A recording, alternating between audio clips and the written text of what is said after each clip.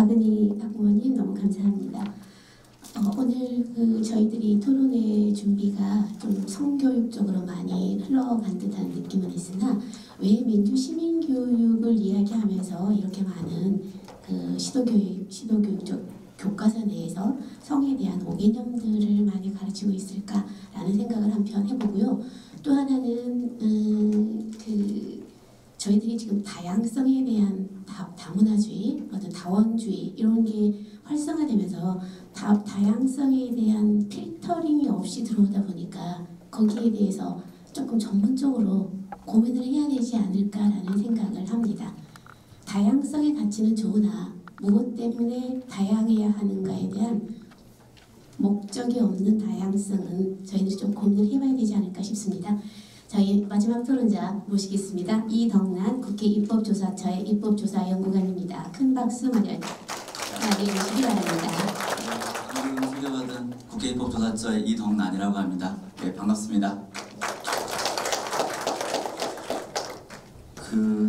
저도 오늘 세미나 전에 이제 발제문들을 좀 보면서 좀 상당히 좀 현장이 이 정도까지인가 하고 이제 놀라움들도 좀 많이 갖게 됐는데요. 이제 워낙 현장에 대한 얘기들은 이제 발표자 그리고 또 이어서 말씀해주신 토론자분들께서 많이 말씀을 주셨기 때문에 이제 아마도 이제 입법기관에서 좀 또 이제 법에 대해서 또 제도에 대해서 공부를 하는 이제 저를 이제 부르셨을 때는 또 조금 다른 얘기를 좀 듣고 싶다 이제 이런 취지가 있다고 생각합니다. 어쨌든 오늘 이렇게 이제 좀 초대해 주셔서 또 공부를 할 수 있는 기회를 주신 이 교총 회장님과 또 여러 의원님들께 감사하다는 말씀 먼저 드리고 싶습니다. 발제문에서 이제 먼저 최근에 이제 얘기가 나오고 있는 이제 초중등 교육과정에서 민주시민교육 등에 대한 이제 얘기를 좀 살펴봐야 될 것 같은데요. 교육부가 지금 이제 행정예고에 들어갔죠. 그래서 11월 9일부터 20일간에 걸쳐서 행정예고를 거치게 되는데 그 내용 조금 한번 살펴보고 그리고 그 내용을 좀 살펴보다 보면 이번만은 사실 아닌데요. 이제 이전에도 있었던 일들이고 왜 이런 일들이 좀 반복될까 하는 걸 좀 구조적인 걸 좀 살펴보려고 합니다. 일단은 자료집에 있는 제 내용 중에서 먼저 이제 교육부가 먼저 총론의 이제 이제 시안들을 발표를 했었고요. 그리고 이제 이번에는 이제 앞서서 발표했던 시안들에서 수정된 수정안을 제시를 했습니다. 그 내용들을 좀 한번 살펴보도록 하겠습니다. 그래서 일단 먼저 이제 로마자 2의 아랍의 숫자 2번을 보시면 교육부 이제 부가 빠졌네요. 네, 그래서 수정보완했다고 하는 부분인데 총론 교육과정을 먼저 살펴보면 총론에서는 이제 노동교육을 좀 명시해야 되지 않느냐 이런 요구들도 있었고요. 그런데 이제 일단은 노동교육을 명시하지 않겠다 하고 이제 발표를 했습니다. 그런데 이제 그런 부분들이 좀 들어갈 수 있는 여지들은 또 좀 남겨놓은 상태고요. 그래서 이제 항상 이게 어디까지를 좀 명시를 하고 어디까지는 또 가능한 부분을 하느냐 이런 해석 문제들이 교육과정에 대해서는 좀 남는 것 같습니다. 교육과정이 분명히 법규성을 갖고 있는 법규명령으로 봐야 되는데 그런데 이제 워낙 이게 이제 교육과정 총론 내지는 교육과정 문서 이런 식으로 좀 이해되다 보니까 여기에 대해서는 이제 조금 좀 해석상의 논란들을 안고 있는 상태에서 열려 있는 상태로 가는 것 같습니다. 역사교육과정 같은 경우에도 논란들이 좀 많았는데요. 이 부분은 오늘 논점에서는 주요한 부분은 아니기 때문에 자료로 좀 대신하도록 그렇게 하겠습니다. 그 다음에 이제 사회교육과정입니다. 사회교육과정에 고등학교 통합사회에 성소수자 용어를 명시를 했었죠. 그러니까 이제 여기에 대해서 이제 수정 보완하겠다고 발표를 했고요. 그래서 성취기준 해설에서 사회적 소수자의 사례로 기존에는 장애인, 이주 외국인 등 이렇게 돼 있었는데요. 여기다가 이제 성소수자를 넣는단 말이죠. 그러면 아까 가족에 대해서도 이제 여러 이제 사례들을 말씀을 주셨잖아요.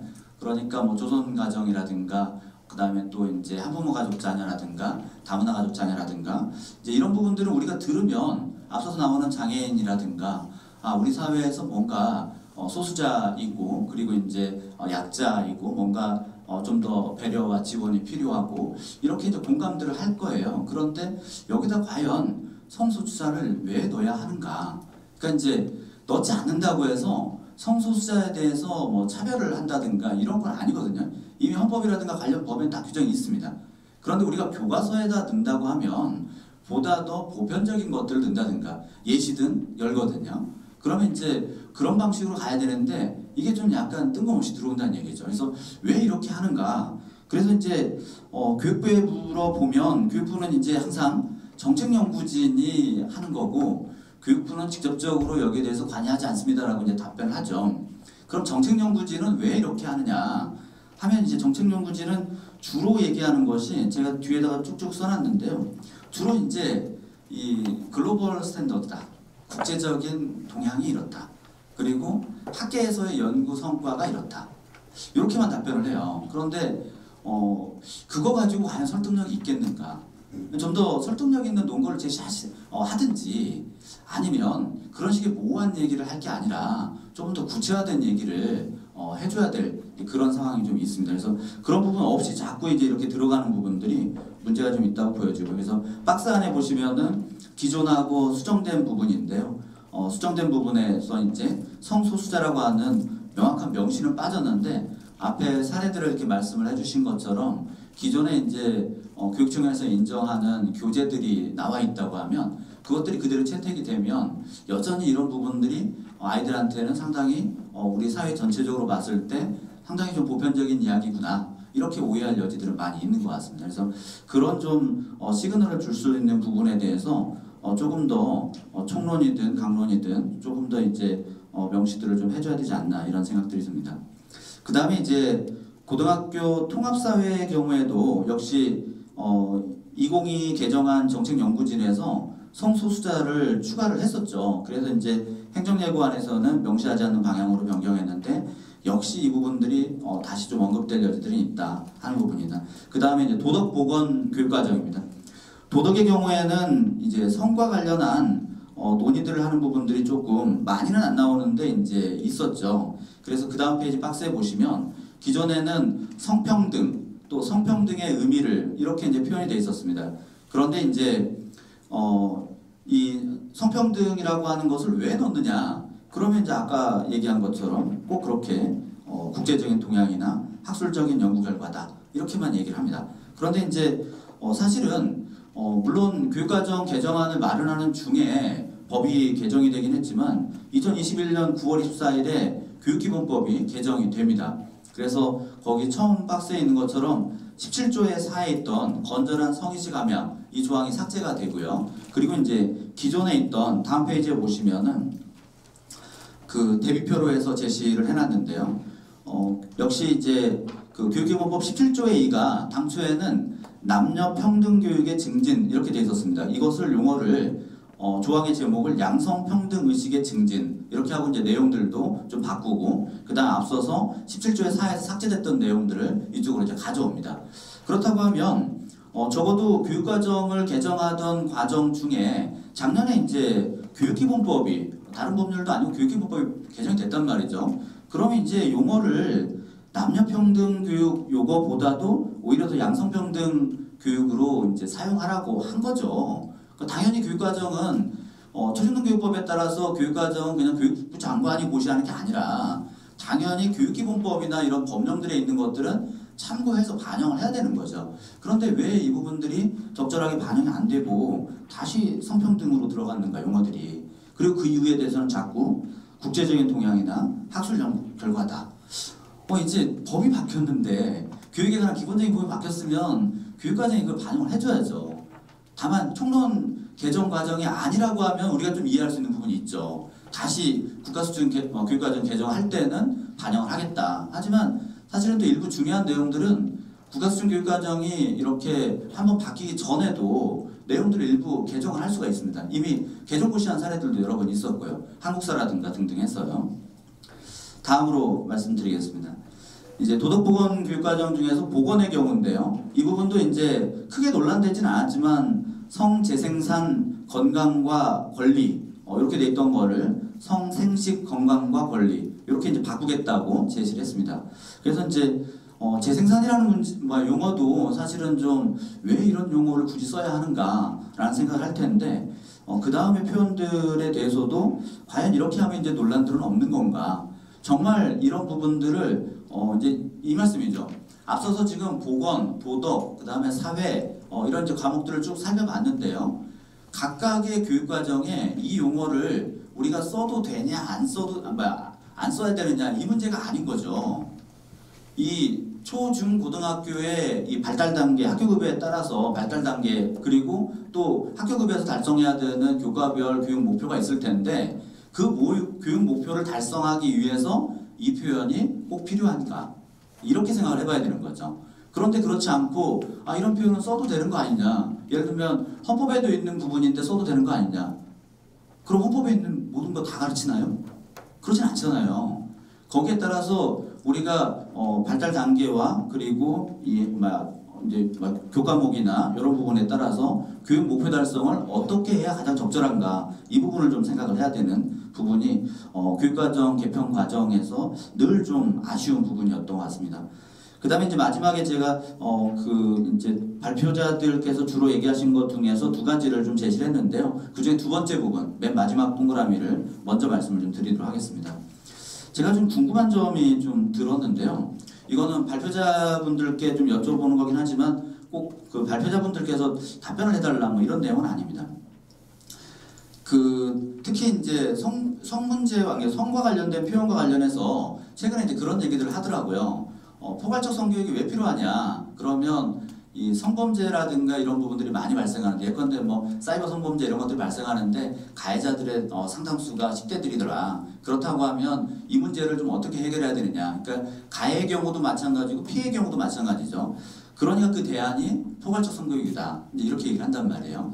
그러면 예를 들어서 이제 이런 부분에 대해서 그동안 우리가 교육과정은 아까 법규적인 성격을 가지고 있는 법규명령이라고 말씀을 드렸죠. 그러면 과연 그렇게 그동안 교육과정 속에서 자세하게 가르치고 또 이제 이렇게 가르치면 정말 그와 관련된 범죄들이 예방된다든가 피해가 예방된다든가 또 가해가 예방이 된다든가 이런 효과들이 과연 있었던 것인지 또 다른 측면에서는 법은 비교 형량을 해보는 거니까요. 그렇다고 하면 이것을 어느 정도까지 자세하게 가르쳤더니 이런 영향들이 있더라.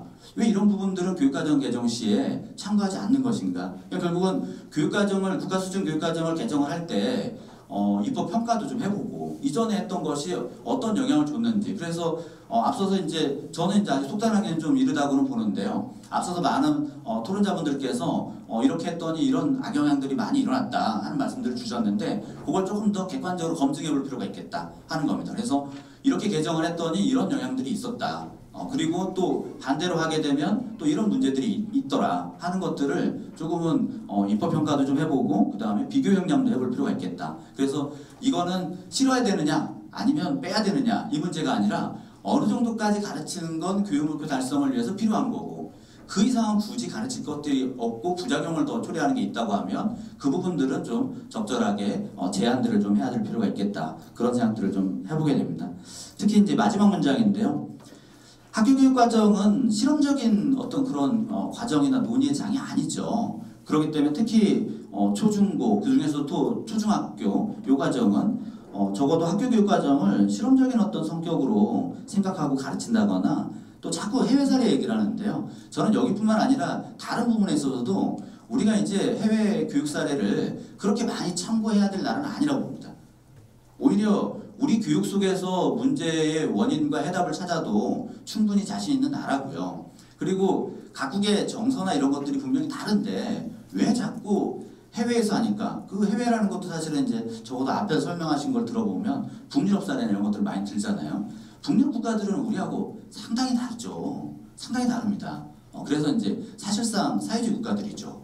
근데 이제 뭐 그런 이념적인 거 갖고 뭐 논의하자는 건 아니지만 그렇더라도 좋은 게 있다 그러면 우리가 배울 수 있겠죠. 그런데 굳이 검증되지 않고 각각의 나라에서 사회 정서적인 또 역사적인 문화적인 게 다 다른데 왜 그쪽에서 이미 인정받았고 유명한 사람이 썼다고 하면 그걸 우리가 인정해주는 얘기죠.